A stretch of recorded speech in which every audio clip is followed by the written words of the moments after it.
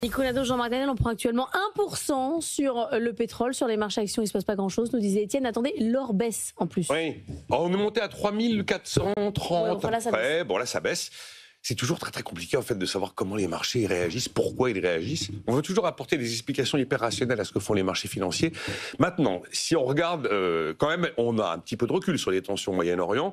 On voit que a priori la perception, c'est que quand même ce qui se passe est pour l'instant limité. On n'a eu aucune attaque sur des grosses infrastructures de production, que ce soit d'ailleurs en Iran, de pétrole et de gaz, en Iran ou dans les pays voisins.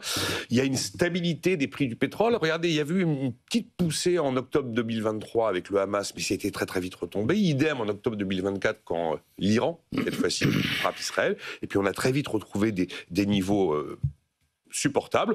Bon, on est monté à $78 là, le 13 juin, on est à 76 ce matin. Donc il y a une forme de résilience aujourd'hui du prix du pétrole.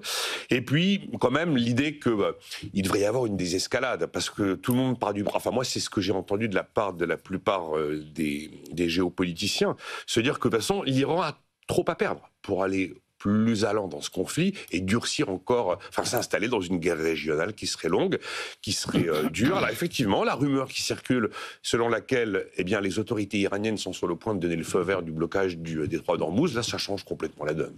Si le détroit d'Ormuz est fermé, 20 millions de barils sur les 102 millions consommés tous les jours qui ne passent plus, la production du Qatar qui ne passe plus, une partie de la production des Émirats arabes unis qui ne passe plus, 95% des exportations iraniennes qui ne passent plus, et notamment vers la Chine, qui est l'un des premiers consommateurs de pétrole iranien. Là, effectivement, on dépasse $100 le baril, mais pour l'instant, tranquillement, le marché va chercher effectivement refuge un peu dans l'once d'or, et automatiquement, c'est de la réallocation qui fait que vous avez une stabilité du marché pour le moment. Pour le moment, bizarrement, on n'a pas du tout les symptômes d'un choc pétrolier à venir. Jean-Marc Daniel, est-ce qu'on peut faire une analyse géopolitique à travers la réaction des marchés ou ça ne sert à rien?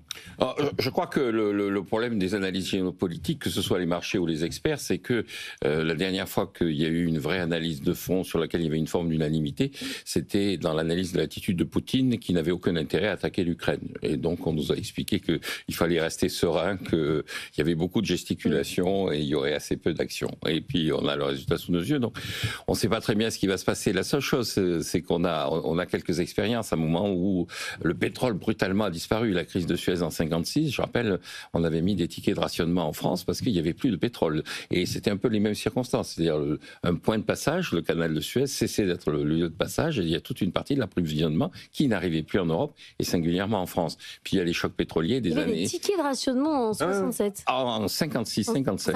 57, oui. Ah oui, le boomer qui a eu une vie géniale a connu aussi les tickets de rationnement sur le pétrole. Et donc... Vous dites aujourd'hui le pétrole a disparu, c'est-à-dire que la demande a baissé par rapport à l'offre. Oui, la demande, donc le pétrole a disparu, c'est-à-dire il y avait les tickets de rationnement et la conséquence quand on regarde sur le plan macroéconomique et sur l'évolution des marchés, il y a eu des poussées d'inflation. Donc l'inflation en 1955 était à 1%, en 56 elle est montée à 4%. Et puis si vous regardez les chocs pétroliers, l'inflation était en 72 à 6%, elle est montée à 14% en 74. Donc vous avez une poussée d'inflation et puis après on retrouve effectivement la situation normale une fois que très rapidement le canal de Suez est réouvert, une fois que là aussi, suivant la situation de la guerre, le pétrole se mettra à circuler par d'autres moyens, sachant que globalement la tendance générale du marché pétrolier est plutôt à la surabondance de l'offre, c'est-à-dire un certain nombre de pays sont rentrés dans la production, des pays ont pris des engagements, d'ailleurs le Brésil a encore rappelé que malgré ses engagements écologiques, il mettrait en exploitation les champs pétrolifères de l'embouchure de l'Amazone. Donc il y a une tendance historique à plutôt avoir une surabondance de pétrole. On va jamais retrouver un pétrole à $100. Vous dites alors $100 peut-être, mais on nous annonce $200. Alors je ne suis pas Madame Irma, mais je pense que $200, on le connaîtra pas.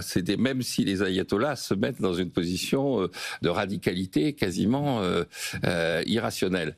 Alors après, donc, si vous voulez, la formule latine du jour, ce sera nove sed non nova. C'est-à-dire, évidemment, les circonstances ne sont pas celles qu'on a connues précédemment, mais le résultat sera à peu près le même. C'est-à-dire, si jamais il y a un blocage du détroit d'Ormuz ou un blocage... Là, ça devient grave. Là, ça devient grave. Il y aura une poussée de prix du pétrole, et puis après, on retrouvera un mode d'organisation, on s'adaptera pour essayer de contourner les conséquences. Dit $130 le baril si Hormuz était fermé, c'est-à-dire à peu près le prix qu'on a eu au moment de l'invasion de l'Ukraine en 2022.